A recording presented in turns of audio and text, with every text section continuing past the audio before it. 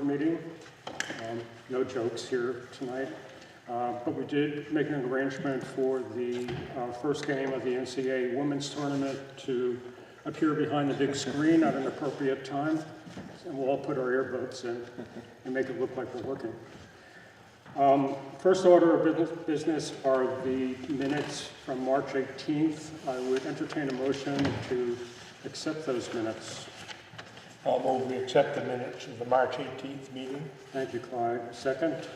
Second. Thank you. Is there any discussion? Yes. That's some minor edits, but I think under newspaper records, since this is our organizational meeting, we should say the newspaper record is the Valley News, not currently. Then, under rules of procedure, we adopted the rules of procedure because it says these 4 items. So I think it's unclear if someone went back and looked at these minutes, wouldn't really quite understand. So I think it'd be clearer if we just said we approve the rules of procedure. Can I keep going? Well, I can insert one. Yep. A question for my colleagues. There's no reference to the fact that we passed, when we came out of executive session, we had an action. That's correct. Do we need to include that, even though, Cheyenne, you weren't there to do that? We did take action. Yeah. We approved the Merritt Campbell. We approved an expenditure from the Merritt Campbell Fund. Tom, you have some more? Yep, under committees and commissions, I think just to make it clearer, I added a sentence at the bottom. John asked if anyone in town is interested in running for the Energy Committee to submit an application. It's unclear the way it's written right now. So, then under new business,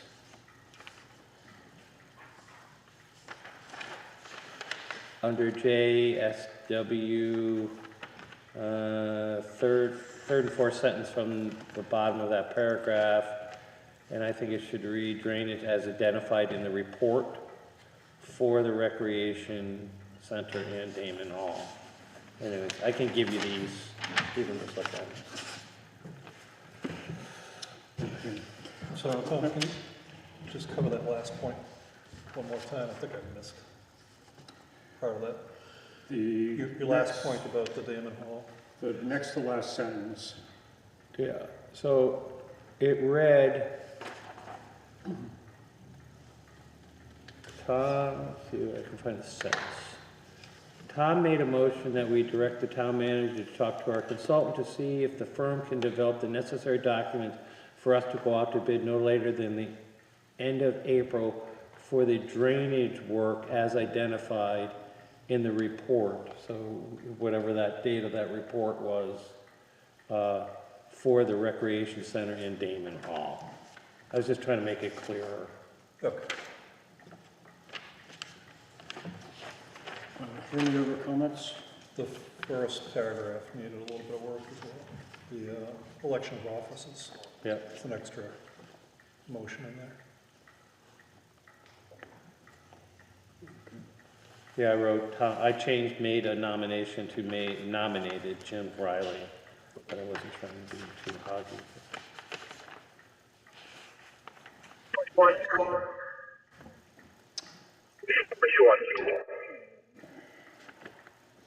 Okay.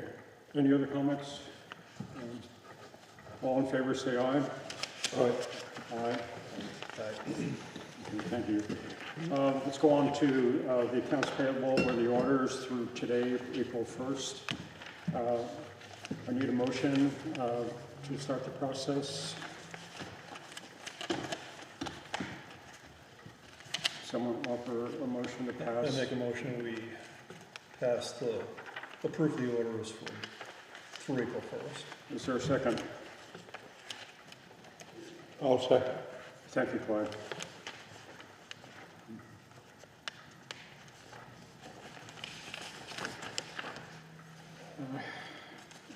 John, the ATG Westminster. Yep.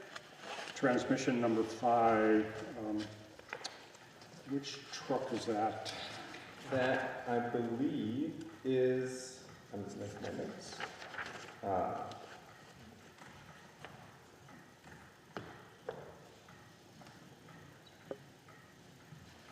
I have 6 and 14 are both, or do you know, which one did we get back? 10-wheeler, The 10-wheeler got back? yeah, the 1910-wheeler, there's a wiring issue to the brakes. Yeah. The one we were having, so then it's 14, or, 14 went back to SG Reed. yep, that's the one that went over the plow.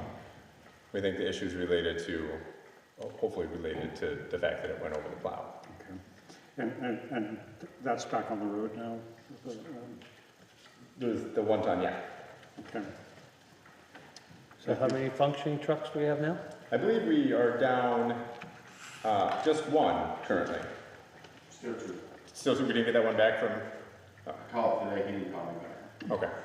We were supposed to have, we will have 1 back very soon, and then be down with 1.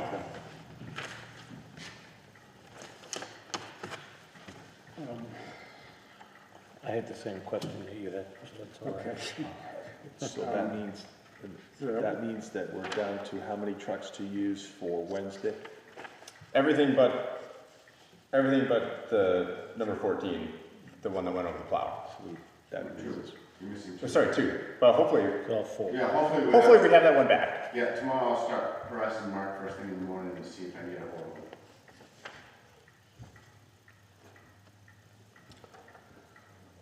Okay, I think Tom and I have the same question of the library phone. The total, Could just follow up on Tracy's question, so how many trucks does it leave us that can plow? total trucks, I don't have that sheet down, it's out of my office, I don't know the total number of trucks that we own. We have 10, 6-wheeler, Is this a number? 4, I believe 4 trucks. 4, That gives us 4 trucks, yeah. yeah. And the grader, Right, and the grader. and the grader, and the tractor that we use for the sidewalks. And the 1 ton on top of that, with a blade, with a plow blade? To get a phone system back in place. With voice over IP, I just don't understand that expense these days. So that is something that the town has talked about moving towards, just, I'm still trying to wrap my brain around it. We're supposed to be getting Comcast is supposed to be providing us with additional information we haven't seen yet. But in terms of for key communications for the library, that was what, their phone system went down. They were, limping along for a while, but they had to do something right away. Okay.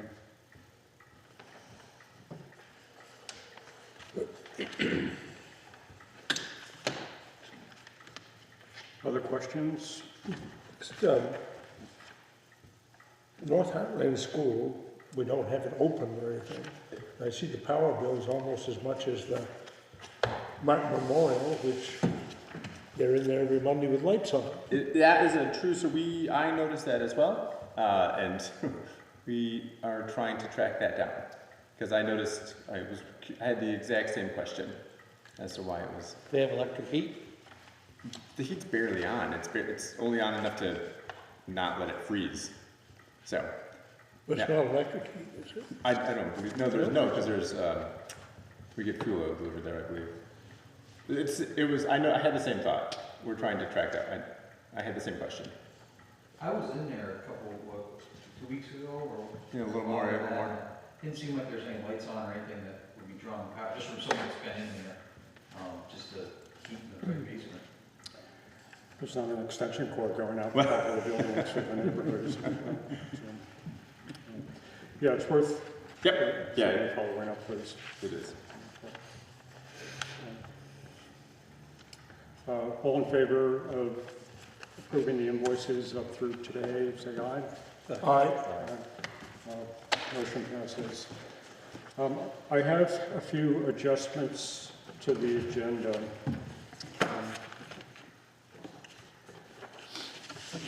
We, under old business, we would like to discuss the cemetery, should everyone be here, and I'll check in with Tom at that moment.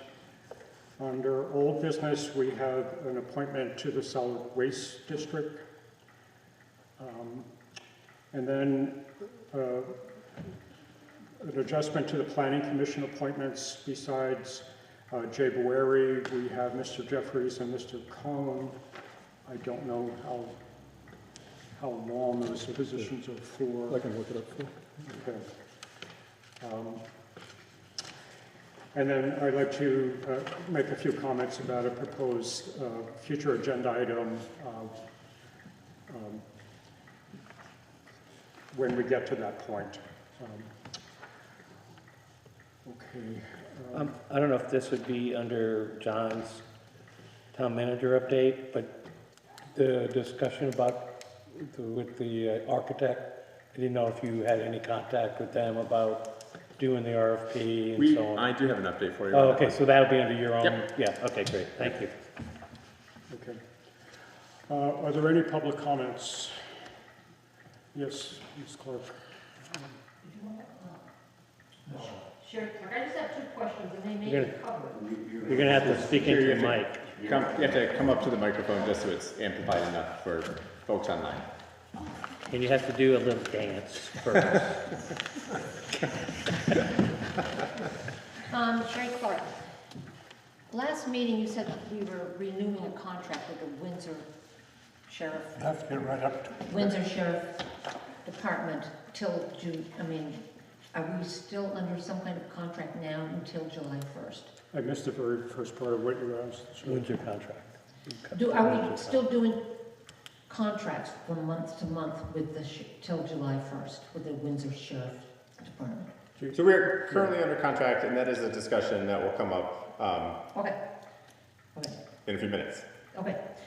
Number two, was the North Hartland School Committee rescheduled? I have not seen a reschedule from the chair yet Okay, of the committee. okay, thank you. Yeah, just to let folks know, we weren't able to meet at the North Hartland School last week as the snow was kind of deep and we weren't able to get there, so to the school itself. Okay, any other public comments? Okay, Tom, do you want to lead us with a cemetery committee update, or is there anyone out there in the Zoom world? There is no one online that would, I believe, would be ready to speak to the cemetery committee. So Dan Moranci was here earlier. He had to leave, so he briefed me on what he was going to say. So it is, my understanding is what we talked about at the last meeting was we were going to do a pilot program in that we needed to figure out which cemeteries we might want to start with. Also, before I go through all this, I did reach out to the limited number of cemetery committee members. Dan was the only one who responded back to me. Bruce McEnany, who came and talked to us from Cavendish, something came up and he couldn't be here tonight. So what Dan told me is that there are many cemeteries in town that can that could be reopened if we so desire. But right now he was thinking that Weed Cemetery, the Center of Road Cemetery, the cemetery on Clay Hill, and that the name of that escapes me at this. Cuts. So he thought those would be good candidates to begin. And what we would need to do is to have someone who could do the ground sonar, or whatever that activity is called, to come up with a perimeter then, and now I'm going by what Bruce McEnany told me, then from that you survey it to basically develop the plots via a survey. You'll then have a plot map, and then you can go from there. Also, there is a number of very small cemeteries that have, like Alden Dana's, his family would like to bury him at the Walker Cemetery, which is right off the county road. And I don't think that's necessarily a big deal because that would be just for him. And then it's pretty much closed after that. So, so that's sort of the activity. And then obviously there's going to be the administrative aspect of this as far as, you know, you're going to get these plots. How do you advertise plots? And then who's going to be responsible for the administration of doing this? But it seems to me that it is fairly straightforward once you do the ground truthing and the survey work. So is there a map that is a matrix of these cemeteries today, or is that what you're Yes, suggesting? so there is a, depending on the cemetery, some of them are already mapped already, and they're historic. And so it depends on how involved we want to get with these older maps. I mean, none of them are digitized, and so we might want to do is use the old maps, but then hence from today on, we digitize them. So our town manager in his former life was quite the little GIS mapping nerd, and so we could ask him as far as how he thinks we might want to do this. So, Okay. Would you like us, as a group tonight, Tom, to pick a cemetery and begin to create a plan of action for that particular? Maybe what we should do is ask John how much it's going to cost to have the so we don't have a lot of money in our budget. Correct. Okay. Correct. But we know that there are a number of people, I believe there's more than one person, and Martin, tell me if this is true. I think there's more than one person that wants to be buried in the Weed Cemetery. I know that Bill Brogdon, who died a number of years ago, his wife writes us a letter every year asking, but I don't. There's one other, I think there's one other. And I think there's two. Yeah, I think there's two. And so, and for full disclosure, it's the closest cemetery to my house. Not that I'm looking to get in anytime soon, but. Prior select board member was putting pressure on us.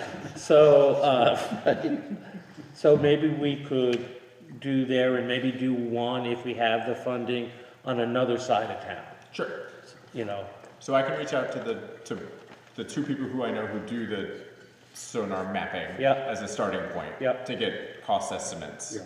And if they fall within the realm of the cemetery committee's budget. Well, the other part might be is if these people who are doing the sonar work also do surveying, could they do a quickie survey for us as well, just to lay it out? Sure. And I am concerned that we decide what the target is. You know, what is that digitized storage that's going to reflect the results of this sonar and any historical pieces that we have? So is that something that we think Bruce could help us with? Or is this not really his forte, going digital? I don't know what type of maps they have. I mean, this day and age, pretty much everything is digitized. Correct. I think we could, without too heavy of a lift, give them a map to work from. Okay. And they can take that ground truth it, use the sonar to make a plan to go forward. Good. Well, this is going to be great if we actually, and it feels like we are beginning to take the steps necessary to start this process. So Is that reasonable, what I suggested? Yeah, you do, yeah, John? that makes sense, and that gives us something to move forward with, so we Yeah, just to, to start this process along. and You know, if you wouldn't mind is, we should probably reach out to the Bryant family and let them know, and maybe if they're doing this ground truthing, if they wanted to do it at Walker so they could bury Walden, maybe the person could go and just do it quickly. They would absorb the cost of doing that, but so that they could bury their father. That's the Bryant Cemetery? It's Walker. Walker, okay. It's Alden Bryant is the person Okay. trying to, Alden, Dana. Dana Bryant. I assume that Yeah, Dee I think- may want to be there yeah. too, so. Yeah, Okay, okay. yep, thanks. and we need to decide who may be the person to do the sonar, or we'll just leave that. I think John's gonna get some quotes or something. Yep, we're gonna, you know, I know of two, so I can talk to them both Okay, and come back to you all. okay. Thank you to both of you for Yep. moving that along. Next item under old business is we are members of the local solid waste district, and Bob Stacy has been our representative for quite some time. Bob is going to step down as representative. I believe he's going to attend in another capacity. So I don't know if we need an action, but John is going to become our representative. We need to notify the solid waste district and do it via email that John has been nominated. Okay, Do we need to take an action, or is it part of the You town should be a manager's motion duties? that they nominated him. okay. Do you want to finish your sentence and turn it into I would like to make a motion that I would like to make a motion to nominate John Broker Campbell as our representative to the Greater Upper Valley Greater Solid Upper Valley Waste Solid Waste Management. District. Management District. You get all that? I'll second that motion. Thank you, Clyde. All in favor, say aye. Okay, moving on to new business. We have a discussion and hopefully an action tonight on our new animal control ordinance. This is a revision of our old one. John, do you want to? Sure, Some so background? just discussion only, no action, because it is required public notice if you were gonna do any sort of adoption, so this is just a discussion. So when I started 6 or 7 weeks ago, whatever it was, there was, my understanding when I started that our old animal control ordinance really lacked enforceability, and there were some issues that came up last year.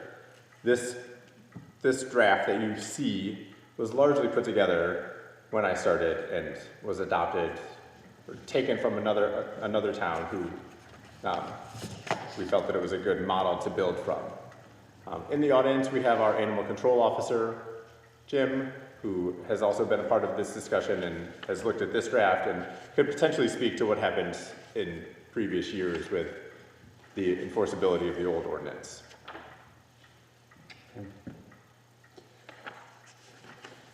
I certainly have some questions, I'm sure others do. Let me start with a very high level one. Why dogs? Why not animals? I certainly have had neighbors' horses hanging out in my garden on a repeated basis some years ago. Should that be covered under a nuisance? Potentially, yeah, we haven't covered livestock before, so we've had goats and horses and cows, which is Vermont, so not surprising, but there are some issues occasionally. So we might want to add livestock as a nuisance, Yeah. for sure. Jimmy, could I ask you to come forward so we could, which, Just repeat what I said, please. yeah, Yeah, so livestock could potentially be addressed in an ordinance because we have had issues in the past where goats, cows, horses occasionally. Yeah. Yeah. Are there different regulations because it's under the Department of Ag than it is like domestic pets? Only if, I think ag would only have jurisdiction if they were a farm, if they were farm animals. So we had a situation on Independence Drive recently. Were you involved with that, Jim? I don't remember, was that recently? It was a horse and it was within the last 2 years, maybe?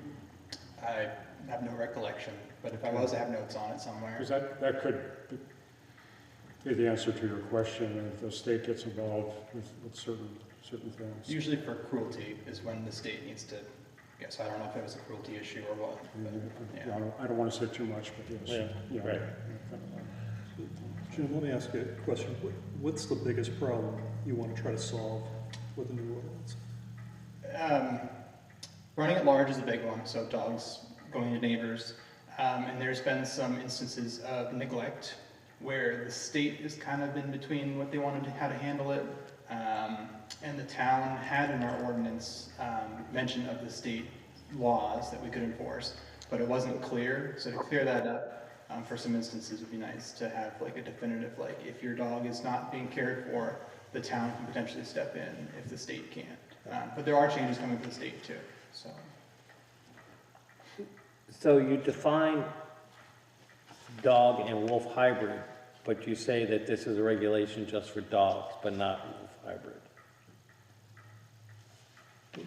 B under Article 1. In Article 1. So can I just make a point of clarification here? So I think, Jim, you got this from another town?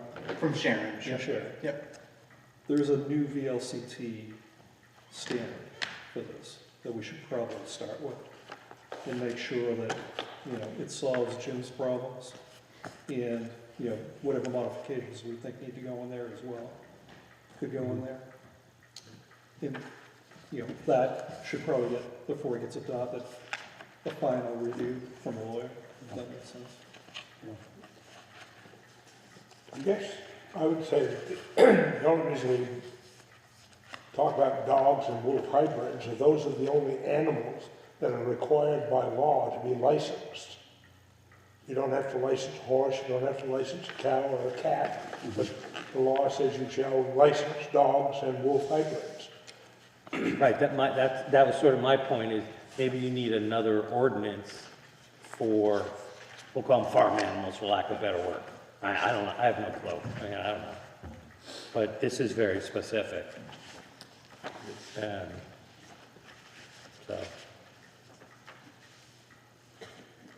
But this is pretty thorough. Yeah, it's very thorough.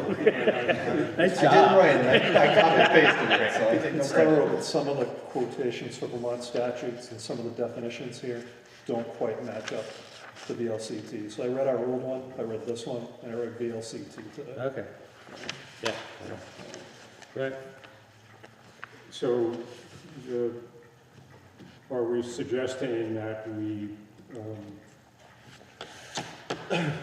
get the current version that the LCT has put out and just try to do a cross-check between the two to see what, cherry pick the best out of both I'd suggest starting with VLCT because their language has been vetted, and we don't know where this language came from or how it was vetted.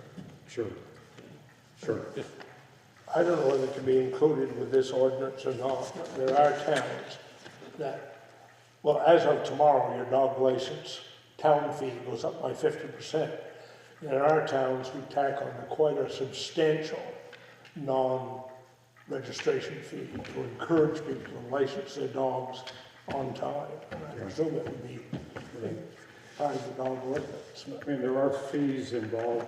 Yeah, well, for if you don't, but I mean, right now, if you license your neutered dog, it's $9. Mm-hmm. If you license it tomorrow, it's $11. Right. And some people don't worry about that, but if they were to be slapped with $25 or $50 for not licensing their dog on time, because rabies is still a problem.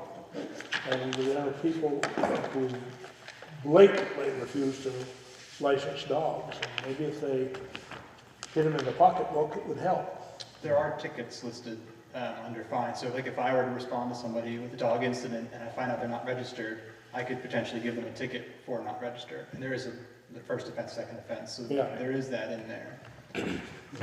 Yeah. Jim, let me go back to what Jim Riley was asking, but, you know, what would benefit you most from a new ordinance?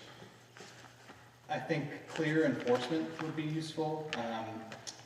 There were issues where I don't think we had a fee set for an impoundment fee, so I would impound a dog, and I'd have to talk to whoever was in charge, I think the town manager at the time.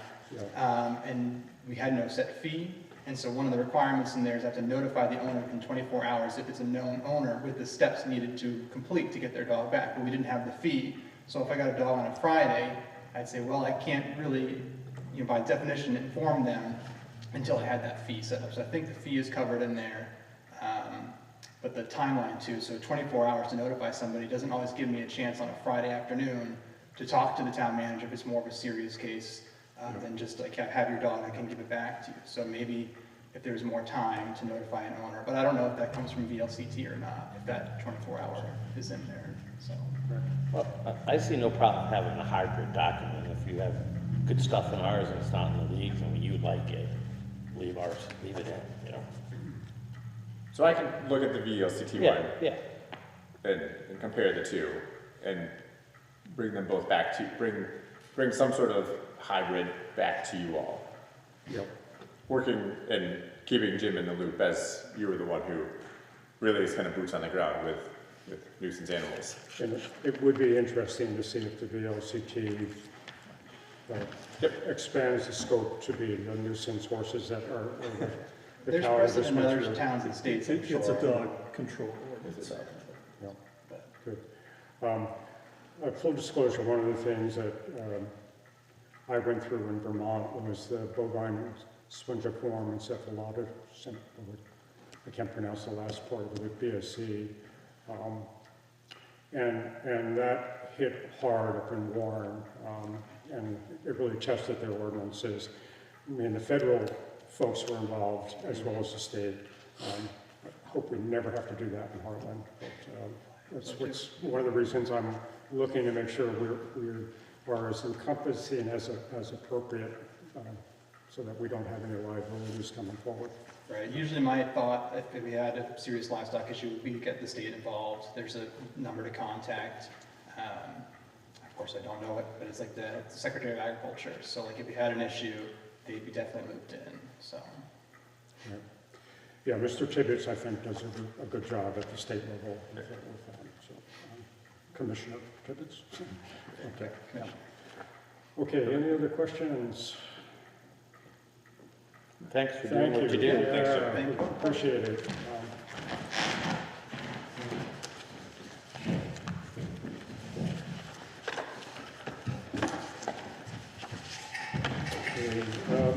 Moving on, we have a contract with the Windsor County Sheriff to talk about. I want to be very clear that this is an interim contract that would serve us up through June 30th of this year, at which point we need to have a contract for the year in place. So tonight we have a contract that's been in our packet, and it would be open for discussion on that. So we are currently under a bit of an open contract with the Windsor County Sheriff's Office with no defined parameters. So all this does is, this is really straightforward, the amount of contract that the Windsor County Sheriff's Office provides, and Ryan Palmer's in the audience. So, but it more specifically says, you know, we're looking for approximately 20 hours a week between now and June 30th. And I think that is helpful, because right now it's a bit of an as-needed basis. I mean, Ryan, feel free to speak to it if you want to. It's a bit of an as-needed basis. You're here sometimes a little bit more than that, sometimes significantly less than that. And I will say we are also seeing a decline in the amount of hours that we are being billed monthly by the Vermont State Police. I think we're averaging approximately 10 per month over the past 6 months. So, other, Can one of either Brian or John, there's a section called recitals. I thought it was going to be a dance floor or something like that. And then section 1 starts to spell out services. Why is there recitals in this contract? Because it seems like that's a global item, and then you get down to the actual services involved. Not sure, can you explain that? Jude. This is the first place. And when under B, under recitals, it sounds like you're going to do everything and anything, Ryan, but then it's spelled out in section 1 for services, it's much more defined scope. But I just need to understand why these, what's the intent of recital? The intent is that's the contract that I inherited and we've been using it, so. Yeah, it's kind of a legal, That's what I was wondering. that's just a legal, yeah. Yeah. I think that was my general question is, it's my understanding that right now, our contract to the sheriff's department is mostly related to traffic control. I don't know the proper term to use. And this contract is broader than that. And I'm not necessarily saying I'm opposed to that, but and is that what you're suggesting we need to do? I think defining our expectations in terms of how often and how frequently they're going to be here, and also spelling out in a little more detail what they're doing. That's, you see that in section 1. It is more than traffic control. We had, you referenced it earlier, there was something at the North Hartland School last month. Sure, so what happened was the contract that we had, and John and I have met and talked about kind of expectations for towns, those type of things. So we took the contract that we had in place, which was very similar. I think basically we just changed the hours essentially.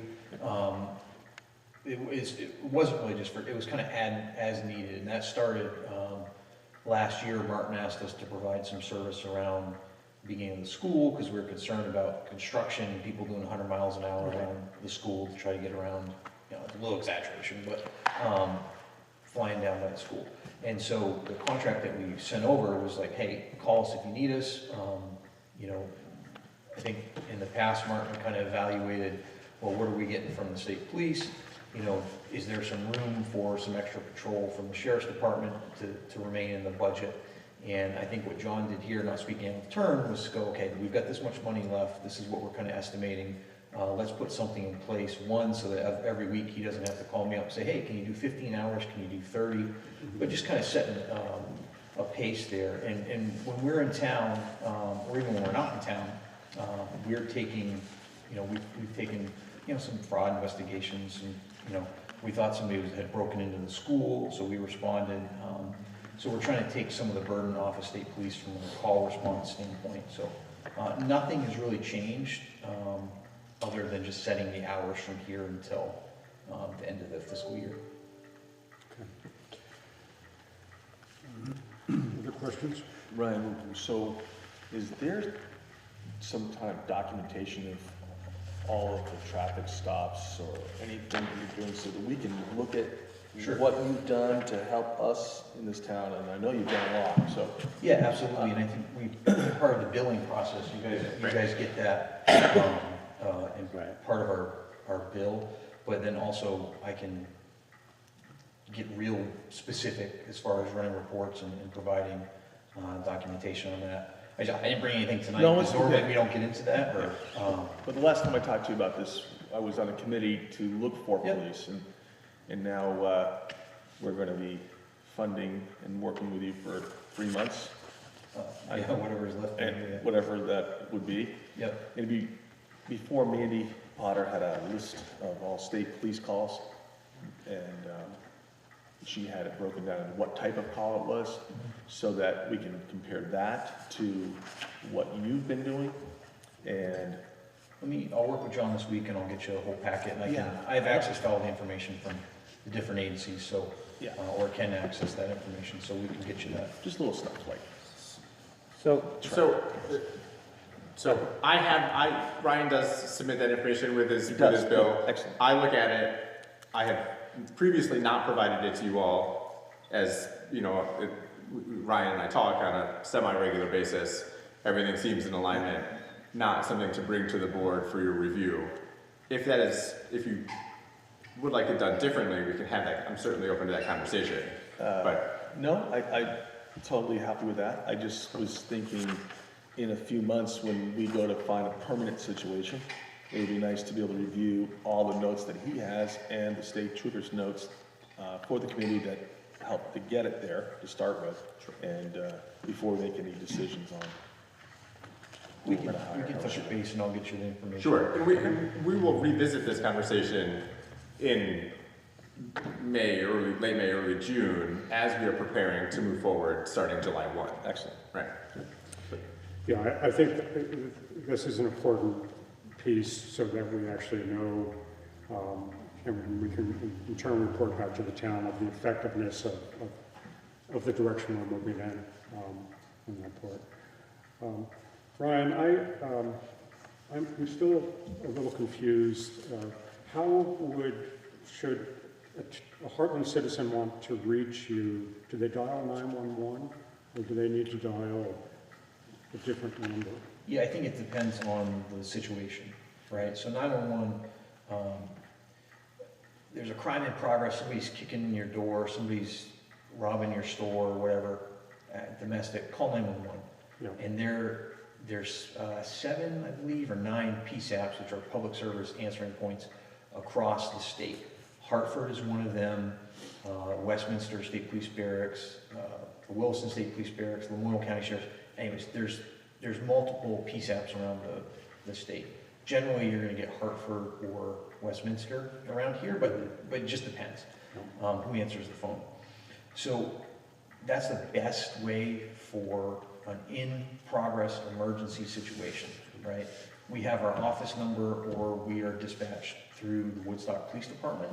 So if you call our number, it will go to the Woodstock dispatch. There's a phone tree, but depending if you need us kind of the office work during the day, or if you need a police officer, deputy sheriff to respond, Woodstock dispatch, and you can call them directly if it's something maybe you know. So,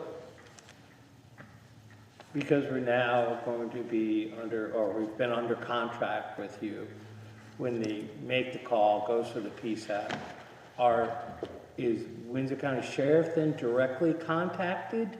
Or is it still going to the state police? Like, you know what I mean? Could you say, well, somebody, if there's a domestic or there's something going on, what sort of, one of the things that people were really concerned about in town was response time. Mm-hmm.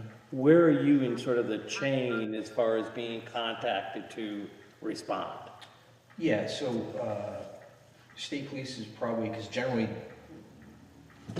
7 out of 10 times they're the ones going to answer the 911 call around here, and they're going to see if you know, generally something in life emergency like that, they're going to send their troopers. They can see, we share the same records management / computer assisted dispatch, so they can see who's on, and they will check and see if we have people on around the area that can respond, and we've done that. You know, that's happened before. But somebody's coming with us, whether it's us or state police, the dispatchers kind of work that out in a pretty quick time frame, and are able to get that. It's still not perfect, but it's, I don't think that you're seeing a decreased response time, you know, opposed to what you have now. Well, we are seeing just decreased response time in that we're getting less and less service from the state police. Well, so what I'm just, there's two distinct differences there, I believe. Well, so what you had before as far as response time, you might have had a trooper in town, and obviously if they were in town, they would have responded. But they were, that's an overtime thing for them that they were signing up for. So it used to be they would, correct me if I'm wrong, years ago, they would generally. As I understand it, and please make sure, correct me, if 911 is called and it's a state police appropriate, then they're coming. Yeah, They may be here, they may be in Bethel. Yeah. What we were paying for was traffic issues and patrolling. That's what's dropped down to 10 hours, not the 911 kind of Right. response. The 911 response was coming regardless. You weren't really paying extra for that. They were in town. Now, obviously, if you have somebody sitting at the fire station and they need to get to BG's or Four Corners Market now, opposed to being at the barracks, yeah. So you were paying for extra presence in your town and having somebody in town that can respond quicker. You aren't really getting that anymore from them just because of manpower and those type of scenarios. And so we're trying to put a car in your town more often. And I think this, again, this kind of sets for the next 3 months, just saying, hey, we're going to do 20 hours a week. There still will be some overlap with the state police. We're still under contract with the state police. We've just seen, a diminished capacity for them to be here. Okay. So just a forward-looking question. Do we have to wait till June to do next year's contract? Is it in our best interest to get that done relatively soon? Well, again, that's not for now. I think we have to, I agree with you. And to that end, I was really trying to be on top of my game tonight, so I decided to reread the committee's report on safety and policing. And there was nowhere to be found on our website. And I called the town clerk, and he didn't have. I did read the minutes, so I was able to sort of get the highlight and the gist of it. But I think, Jim, I mentioned that because I think we all should be rereading that report and coming up to speed, and then sitting back and having that discussion about what the next year is going to look like. Correct. And it's not an April discussion. I certainly don't want to wait until the second meeting in June to bring it up to you all. But there's 5 meetings between now and then, so it's on my radar. Just so you're aware that we're not just waiting until the last minute to bring something to you all to review. I think that this is I don't know whose idea it was, because when we finished with the committee, we just sort of handed it off to the select board, but I think this is a brilliant concept to give Ryan 3 months here to work out the bugs. Yeah. And for us to be able to take in information, that's why I was asking to get all of the information we possibly can from you to find out how many hours you did spend, what you encountered. Yeah. And that would give us 2 to 3 months to talk about. And we got a fair amount of data already. I mean, we worked, and Martin, you have to correct me, but I think from last You had 6 weeks in the last 6 weeks in the last 2 months, and we had 30 hours a week, right? 30 hours. So I mean, we've had a fair amount of time in town, and I think it seems to be going well. And your presence has helped us. Yeah. Absolutely. And again, if you all want to see the reports that we've been getting, I can provide those to you all. Phil, just as a side note, the presentation is on the website. It might be a little buried, and we can put it a little more forward facing, so it's more readily available. But Well, thank you. It made me feel okay. I did. it is out there. I won't tell you what I did for a living. Is the chair ready for a motion? No, I want to continue the discussion. Trace and I were both on the committee. I think two issues that kept being brought up, and I just mentioned it with Ryan recently. You don't mind if I call you Ryan? is response time. Personally, and this isn't you, your answer to me was not particularly satisfactory because we're still relying on the state police to respond to people. So they may say it's up to them. People would like to see response times within like 20 or 30 minutes. And if there isn't a state trooper, and we know that they're looking for additional thing is, how do we get that response time if we're going to go into, say, a larger contract? Second is the amount of training and the degree of training that the Windsor County Sheriff's deputies are going to have. And so just to throw it out there, if we are going to go with an annual contract, we're probably going to want to specify in the contract a certain amount of training that we want to see from the deputy. And so I'm just trying to say is what we heard from the community. Sure. I'm not trying to micromanage No. how you And do Ryan and I things. have had this conversation specifically on multiple occasions. I Okay, think we've been very clear as a town as to what our expectations are, based on the feedback, based on the report from the committee. I don't think there's any mystery as to I don't think there's any misunderstanding on what our expectations are moving forward with a larger contract. Yeah, okay. Yeah. And our response to that in the RFP, we could make that work. When you're talking about response time though, whether you're signing on with us or not, I think signing on with us increases the chances that you're gonna get response, especially the way the RFP was written and our response to the RFP. And, John and I have sat down, hashed some things out, moving money around a little bit on our end as far as what we would charge and how we can fit into the budget to make it make sense. But regardless of whether you have us or not, you're only going to get a certain amount of, the response time from VSP is going to be what it is. And depending on staff, sometimes they're running 2 guys in the Royalton Barracks a shift, like 2 guys for the entire shift. And they're not responding to a lot of stuff. And I think that my focus is to make sure that we're as responsive as we can be, especially in quality of life issues where someone says, hey, and seems like a minor thing, but when you live on a road that is posted at 35 or 25 and people are doing 60 by it every day, getting some response directly from us. And I think, it sounds like from what I understand, talking to folks in the community, we are stepping up when there's a problem, we're stepping up. The response time thing, if you want 24/7 full-time police response, the town of Windsor, we're paying $1.6 million for that. So coming at this with less than 1/10 of that, you're only going to check so many boxes.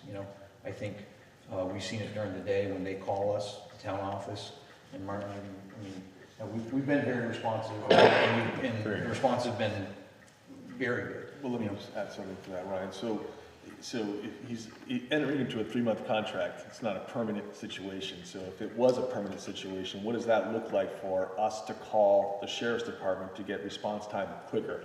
Would there be a number that like goes out in the yearly Town report or something. town report that says we are now covered by the sheriff's department specifically? Oh, you're And talking get the about phone number. Later on down the road is what I'm trying to answer for Tom here and help you with, because of the fact this is just a 3-month contract, we're not gonna go to all the work to try to figure out getting an emergency number for him right now.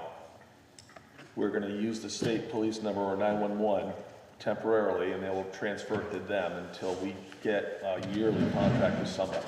And at that point, then it should be handed out to everybody in town, so they know what number to call in case of emergency. Although also knowing that we still have the state police, and we will continue to have the state police coverage permanently on top of his job and on top of the constable. So, Jim, I just think there's a certain reality in that when you have an emergency, your instinct is to call 911. Right, of course. I think that was what- I'm not, I think we're all in agreement with Right, that. staffing, there's a problem. If there's a backup number, for non-emergency issues, that's great. Yeah, if we get that okay. Let me, we have a pretty full agenda here. What I would like to do is just say thank you to Trace and Tom and the other committee members for doing the work. And what I want to start there before asking for a motion is I see this as a process. Trace, I think you just said that very, very much so, that we are, as a town, coming together to better understand what we mean by safety.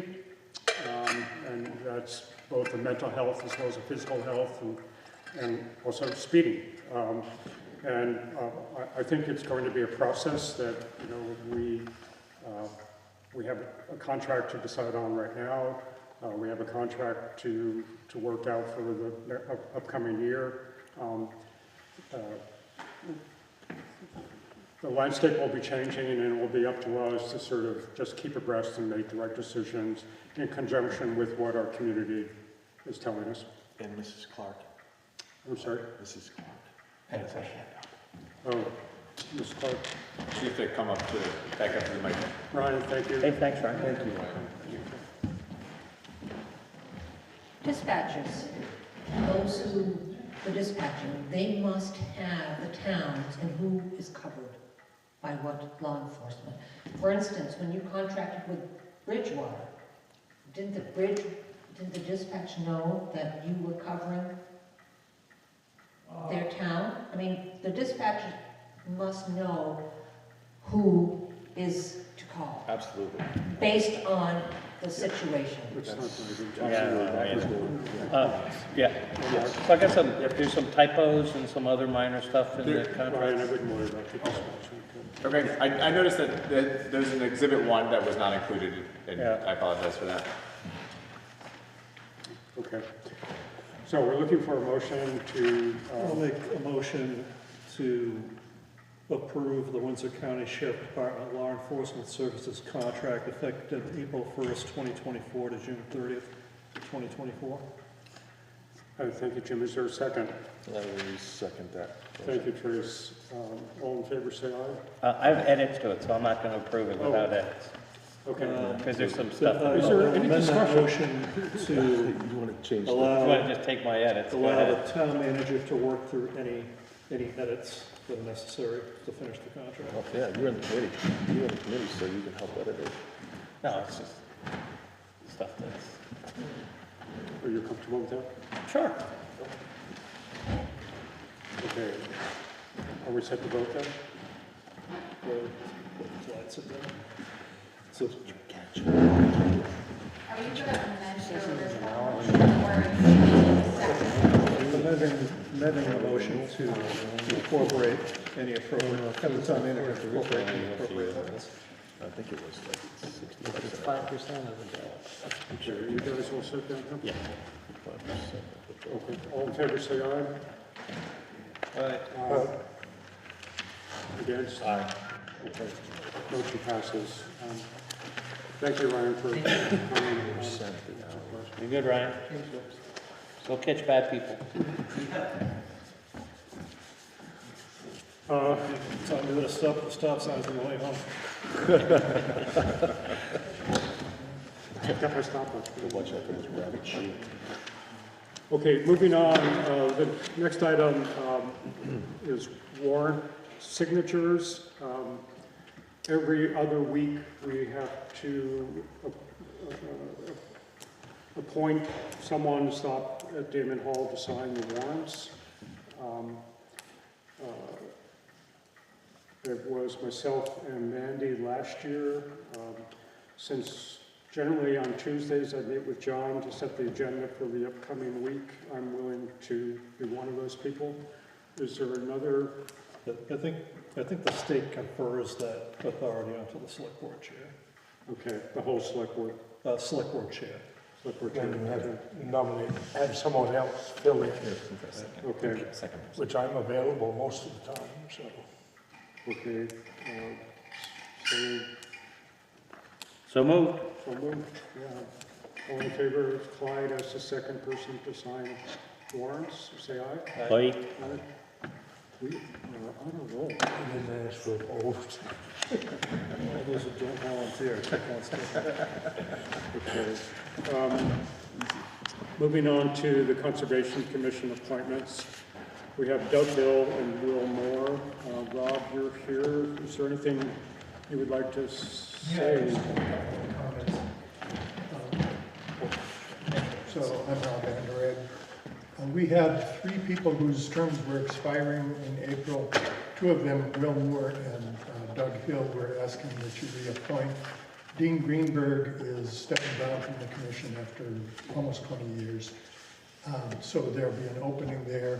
We had another commissioner, Sarah Wood, who took a job in the Bahamas or somewhere like that. So she's not here anymore. So we have actually 2 openings that will need appointments sometime Okay. when we can get to it. Good. And they're 4-year terms. Gotcha. Well, thank you. I'm happy to make a motion to appoint Doug Hill and Will Moore to 4-year terms on the Conservation Commission. Is there a second? Second. Thank you, Tom. All in favor, say aye. Aye. Rob, please pass our thank yous along to Doug and to Will. And thank you to you for your work. And Rob, this week we'll get the notice out for the openings. Okay. With the Planning Commission, we have in front of us just one slot, Jay Boeri for 3 years. It was just brought to my attention that we have Charles Jeffries and Steve Cohn. I don't know the length. Well, all the planning commission terms are 3 years. Okay, thank you. Are they staggered? Yeah, the staggered. So conservation is 4, planning is 3, all staggered. Okay. How do we want to do this? So, There's no one here to ask questions of. do these people want to do that? So They're reappointments. they're reappointments. They're all 3 are reappointments. At the last planning commission meeting, I had asked them to all email me, requesting to be reappointed. I heard from Jay prior to sending out the packet, which is why his name is on the agenda. The other 2 reached out to me over the weekend. Okay. After they saw the agenda and noticed their name was not on there. So. And is there a chair that would have normally been doing this? There, I don't know who is functioning as the chair of the planning commission at the present moment. Okay. I attended their meeting last Wednesday. They talked about their future election of officers, moving forward, but it's unclear to me who is currently functioning in the chair position. Okay. But they're going to elect officers this Wednesday. Yeah, at their next meeting. I make a motion, we nominate or approve the appointment of Jay Boers, Charles Jeffrey, and I'm sorry, Steve Cohn. and Steve Cohn for 3-year terms. Second. Second. All in favor, say aye. Aye. I'm abstaining. All abstain. That's only 3. Okay. 2 Okay, abstentions. 3-2? Okay. The next item is a grant from the state of Vermont for road striping. Accidentally inserted an extra P in there first time. John, do you want to lead us through this? Yep, it's relatively straightforward. I believe it's $26,000. It's a small amount, so we just have to get a couple of, it's a simplified bid process. We don't have to put out an RFP. We can make a few phone calls, select the lowest bidder. I think the key takeaway moving forward would be the pictures that were included in your packet, showing where they're going to mark the pavement. But again, aside from that, it's a relatively straightforward thing. So Brownsville from County Road to the town line isn't going to be marked?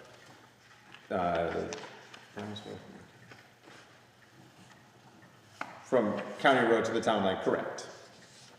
You are correct in that statement. And the reason for that is? That is a good question. This came into my inbox, and took a little bit of doing to track down where it came from.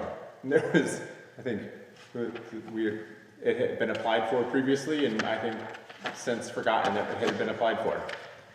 So this is all covered by grant. this is 100% money, $26,000 to do road markings. Can I just point out, County Road at Brownsville Road, the stop sign is not at the intersection, it's across the road from the intersection. Right. And there's no marking to stop on. Part of it is, And it's, so it'd be this picture right here. Okay. There's no stop line or stop sign. Okay. Which is fun in the wintertime when cars slide through that intersection Yeah. with a field. I think kind of it's fun to part of watch. the bid. It didn't It says it there's didn't 6 appear- bar stops. It says fog line markings only, which would be missing an I've got to opportunity. throw this in here too, so It says this on the is stop expanding line, this it's checked, conversation it'll too be 6 far. I'm hours. very sorry for it, but I was asked to check the dirt roads to see if there was actually speed limit signs on the dirt roads around town, and there isn't any. There's a few, there's a couple here and there, but, I think it comes under state statute. yeah. Yeah. What state statute means They're standard speed. standard speed, but there are some speed limit signs on some of the dirt roads, but not all of them. And the reason for that is that people are actually speeding on the dirt roads. What do you want, a I motion? had a 35-mile-an-hour speed limit sign on the Peachy Road at 60, so. You want a Maybe we motion? should make them bigger, you know? Bigger signs. I may be wrong, but I was under the impression that there had to be a speed limit sign within so many feet of an intersection with another road. Yeah, at least the We beginning. don't have them everywhere. Yeah, we don't. Okay. Like, absolutely not. We can't solve that right now. I have just a very general question. This detailed grant has indirect costs all over the place. Can we So in the, right, apply for I the think indirect costs associated with our work to get the grant? the indirect costs, Yeah. So, The town needs to have an indirect cost proposal that is approved by your auditor to be accepted by V-Trans. okay, okay. That's enough for me right now. I just, in looking through the documents, those are boxes that can be checked, and they're Right. just saying, let's Yeah. get the money if we can. Okay, But we have the money, right? We're getting this grant money. we are getting, if we sign it and send it back, Yes. we will get the grant money, yes. Right. We have been approved. okay, so I'm looking for a motion to do what? To accept the To grant? sign for you, as the select board chair, to sign the agreement. Okay. So moved. Is there a Second. second? No Okay. second. All in favor, say aye. Aye. Thank you. And should we clarify that what the agreement is? Just for the minutes? Yeah, we're talking about a state of Vermont striping grant.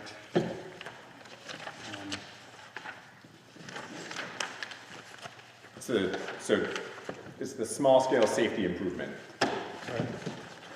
There's a lot of paperwork. It is a lot of paperwork. Yeah. We could talk about moving to digital select board packets to save some of that paperwork. Okay, so you'll have a copy I can sign? Correct. I will be Okay, ready. moving on to the solid waste district, we have an appointment to make. We already did it. We Oh, did we did that, it. we did that. Yeah. Okay, I've got it down twice here. Okay. Then on to the town manager update. Sure. So, a couple of things. We talked about the highway trucks already and the current status of the highway trucks. I don't think we need to revisit that. We have been getting a little pushback and feedback from our partners, our utility partners. So we're hoping to schedule a in-person meeting in the coming weeks to talk about the remaining utility lines. And so we can all stand outside, once again, looking at the utility poles, making some decisions about who's doing what when, so we can move this process forward. Can you be a little more specific? Yeah, on John, what- I'm- I have no idea what you're talking about. So we sent out a letter, Okay, I know that. to those 4 utility companies regarding the coordinating, getting their lines off the poles so GMP could pull the poles out of the ground. And we As was- said we wanted a plan by April. I believe it was April 1st in the letter. We are at April 1st.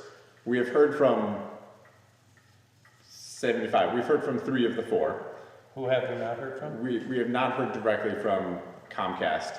VTEL chose to send their comments through the Two Rivers Regional Planning Commission and not be in contact directly with the town, but I talked with Rita, I talked with Rita Cito from Two Rivers last week about it. So we are meeting hopefully on the 17th to talk about this project so we can all stand there at the same time, have a plan in place to get it done by, like the letter said, I believe the end of June, or by the July 4th. And that celebration. includes Comcast, who That has not includes- responded? That includes Comcast and VTEL. First Light came to the town office, I met, and we talked, and GMP's been responsive the entire time. Okay. So if that meeting does not generate a plan, we then will go to the commission. Correct, Okay. yeah. I'm, got to play hardball here. So what's that In issue? agreement. I believe coordinating when the switchover is happening, and so they need to be talking amongst themselves to figure out, when they're going to do that. I believe there's some trenching work that is unclear as to who's going to be responsible for. Some of the neighbors have not provided information to the utilities as requested on multiple occasions. So they're gonna have to move forward. So they've been waiting for some of this information, but they're gonna have to move forward, based on their best information they have available to them. So are we gonna reach out to any of these neighbors ourselves? We have been as well. Right. And we have also not been successful in getting a response. It's just really one neighbor. Really, yeah, one neighbor. Yeah. Oh, okay. So that is that. We had the Jennyville culvert bid opening last Friday. I'm happy to report that the bids came back significantly lower than I think everybody was anticipating. So we should be probably able to cover the entire project under the VTrans grant and the pre-allocated town match. So for less than, we're hoping that with everything said and done, we can do that project for less than $250,000. 250,000 town dollars? $250,000 total dollars. $200,000 from the state of Vermont, $50,000 which was required by the grant application for match. Who did the grant? Two Rivers did the grant application, and that was the RFP that went out from Otter Creek a month and a half ago. And who are you thinking of hiring, or what? So the 3 bids came in at all at approximately the same amount. Otter Creek is doing the final analysis to determine whether they're all equivalent and they all have the same. So that is the purchase of the cast culvert and the installation? And that is the entire project. I'm so sorry. Could you just repeat the financing for this one more time? for me? Trace is upset that he didn't bid. I'm not upset. I missed that. What happened to the ancient culvert? No, I'm just kidding. So the state applied for a VTrans grant to do the culvert. VTrans covers 75% of the project costs. Their $200,000 is coming from the state of Vermont. 75% of the cost. So it was a $200,000 maximum project, I believe, or the maximum award. $50,000 is required then as match for that grant. And we're matching that. We are matching that with town funds. Heartland's paying $50,000. Correct. This was agreed upon when the application went in at some point. We were anticipating $500,000 for this grant, Chase. So that's why this news is like. Good news. So, hold on. Okay. Just a point of clarity, we were anticipating the project coming in at $500,000. We were not anticipating a larger grant. We always knew that the grant was capped at $200,000. Yeah. We were anticipating having to spend some of our ARPA funding, which the ARPA committee had approved to do this type of work, to cover the cost overages. Right. Now, we're in the fortunate position of having to not do that. Okay, and I'm assuming that it's a year-round stream, and that's why the state is involved. It is a perennial stream, but it is a non-rainbow trout bearing stream, so that means they can start the work as soon as they're able after June 1. It's Katie Brook. Yeah, gotcha. Katie Brook leads into, I mean, when I looked at it originally, the first thought that crossed my mind is why don't we just put a bigger culvert or a second culvert in above it? But once I figured out that it's a state stream, it's a state responsibility, and we have to get approval for that, I completely understand. Yeah, and there are standards that have to be, there are stream alteration standards that have to be met. Yeah, absolutely, and I don't know if all town people understand that, but now we do, right? And I can spread the word too. I certainly do. Yeah, absolutely. Okay. So, construction this year? Construction this year, yes. Hopefully, we're hoping that we can schedule it around school, so we don't have to interrupt bus service. That's, kind of to be determined by the contractor though, based on their schedule. Okay. Work started on the Queechee Road today. I don't know if anybody noticed. They should have been out there doing borings. So that was scheduled for today. They should be done now. It was a one-day project. That's for the Queechee Road analysis that was also approved using the ARPA money. Speaking of ARPA money, Tom Yeneral has put together a draft RFP for the drainage work for both Damon Hall and the Rec Center. We sent that along last week. I have not had a chance to look at the draft to provide any feedback, but as soon as we do, we'll get it to you all for review and feedback prior to putting it out. I believe there's one component of it that was called out independently. I think some of the roof work doesn't really fit in with some of the drainage work specifically, so we might need to be looking at a separate contract for that work. What did our architect think of us going out early and all that? Our work with JESW is done. Our contract is over. So, Tom will also be working with the board in the coming months on some capital planning work. So just putting that on your future radar to do some of that like long-term visioning and long-term planning. So we can see that, we can anticipate that coming as well. There was, you may have noticed, some snow the last weekend. It's like not last weekend. A week ago. About 2 feet came from sometime midnight or early Saturday morning through late Saturday evening. I just want to commend the town crew. I think they did a great job. We've gotten very little feedback from anybody.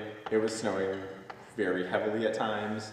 I think if folks might have looked out their window at the wrong time, it takes 4 hours to plow one of their routes. So, when it's snowing multiple inches per hour, it might not have looked like they were out there, but I can assure you they were out there, putting all of their equipment to the best use possible. Can you clarify that? So there were as many routes as there were trucks, and to do one of those routes, it takes approximately 4 or 5 hours, I think. Zach, who plows the pavement, his route takes longer, but each one, on average, is about 4 hours. So, is there a documentation of when they plowed those roads? Because I checked Jennyville and Best Hill Road, and they weren't plowed until, to the best of my knowledge, unless they can tell me something that I don't know, and I'll apologize for that, but at 10 o'clock in the morning, the truck came down Best Hill for the first time and had not been plowed up to Jennyville or Reeves Road or Best Hill. Clyde? No, okay. Wasn't plowed when I did Dodge Lane. When the truck did come down the hill at 10 o'clock in the morning, I asked the driver if the whole loop had been cleared, and he said no, he had to go refuel, and he would be back.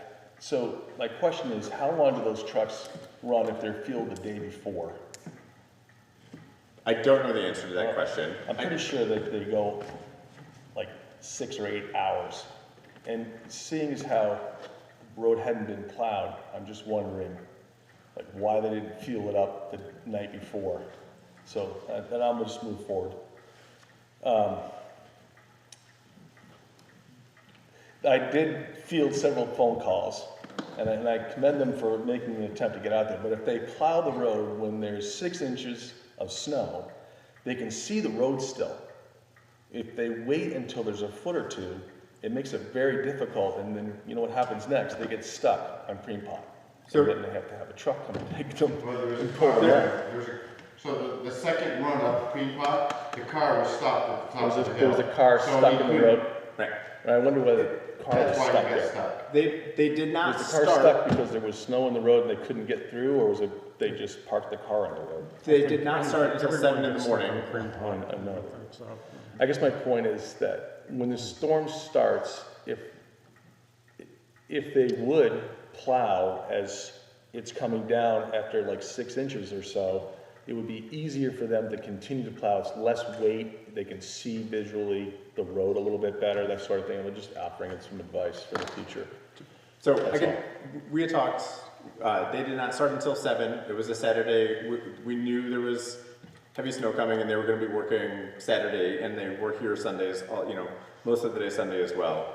I can tell you from, my personal experience, I went out for a bike ride on Saturday afternoon, which was, in retrospect, kind of a bad choice, but and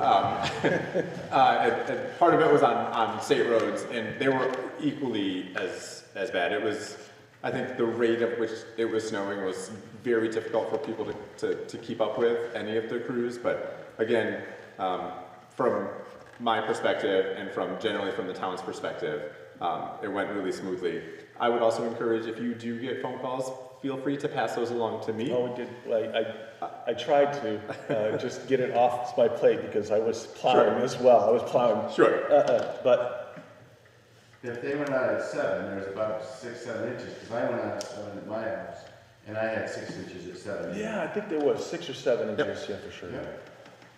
Maybe. I just want to call out Rob Ray, who kept Damon Hall clear and open for a memorial service on that Saturday. Correct, we did have an A event lot here. of manual effort to do that. Yeah, and he shared with me that he finished one section and just turned around and the state plow came and filled it back in again.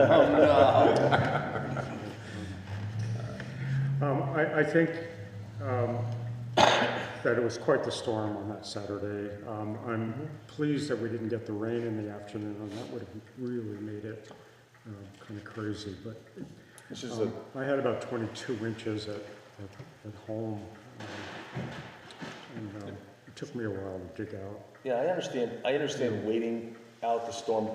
Usually, it used to be when I was teaching school, they used to try to get out there before school started, try to plow the roads so Mr. Sandel could get through with the school bus. But things have changed so much on those dirt roads now. There's a lot more traffic. There's businesses out there. Like example, the Fat Sheep Farm, and there's a lot more people on those roads. They're working on Saturdays. Regardless of the school, it was a Saturday, right? Regardless of whether the school was a factor. They used to, like if there was no school, just wait until it was 8 o'clock and then they would go out and plow.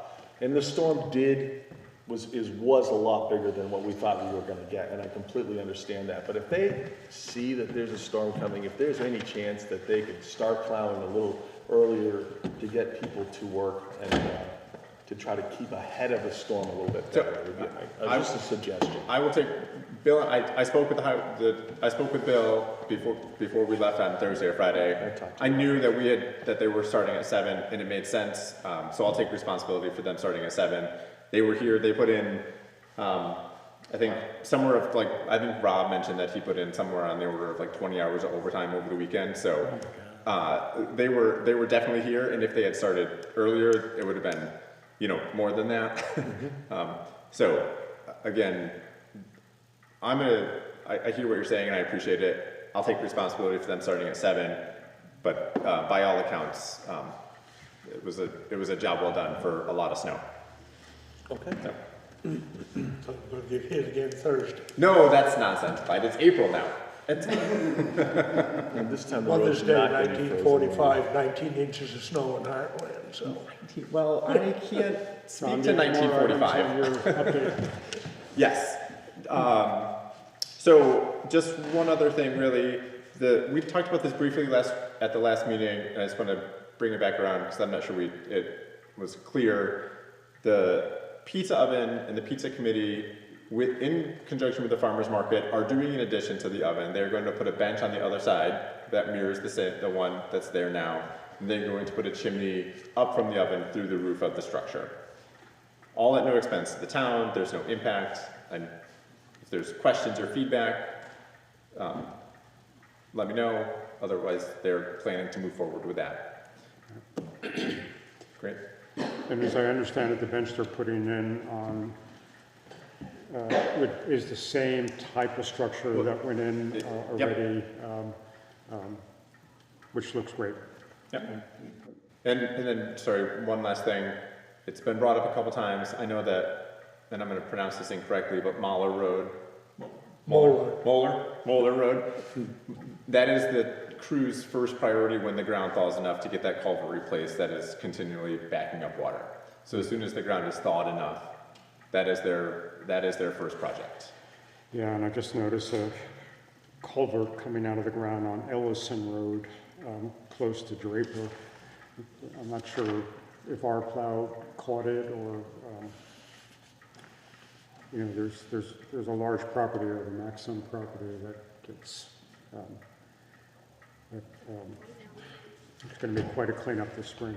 And John, there's also a failing culvert on Weed Road, and we have a cone in it now, because if people go too far over, they're gonna sink down in. Just past 13, right? Yeah. So, whenever they have time, even if they just throw some stone on Right, it, so we can flag those. just throw some stone on it or Yeah. something, but, We can flag those little fixes, yeah, but, it's not nothing big, but okay. it will upset someone if they go over too far. No, that's the back side of the ground. That's it for me.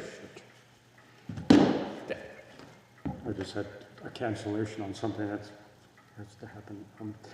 Okay, future agenda items. There's something I would like to just mention tonight and put it together for possibly next meeting. I'd like to ask our listers and possibly the district advisor for our listers to come and have a conversation with us on CLAs and COAs and so on and so forth.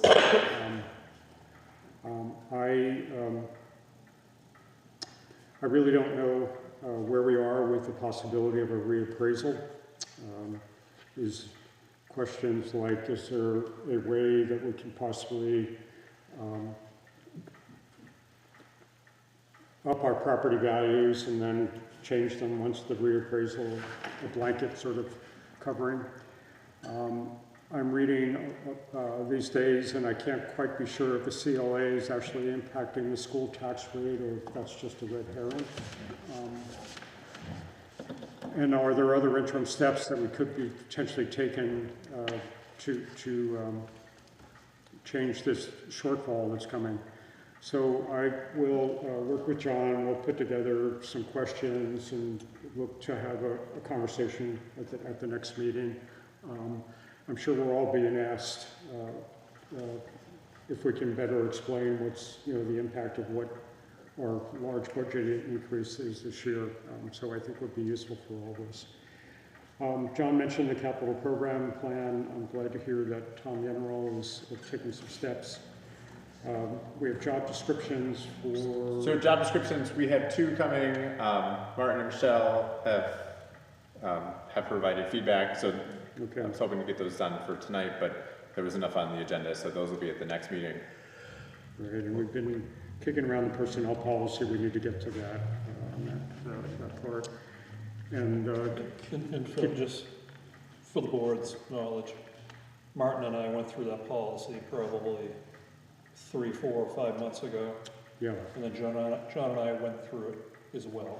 oh, good. Right, so any work that I've done, I've turned over to John for him Okay. to marshal We forward. discussed it with the lawyer too. I believe it's been sent to Jim Barlow. I don't, I don't think so, not until it's finished. Not until we have a draft that we're going to stand on. That might have been a different issue. Oh, okay. Okay, so those are all future agenda items that we'll be addressing. Is there any correspondence? I have no correspondence. Any correspondence that anyone's aware of? Okay. Make a motion to adjourn. Oh, 7 o'clock. Oh, can't we stay a little longer?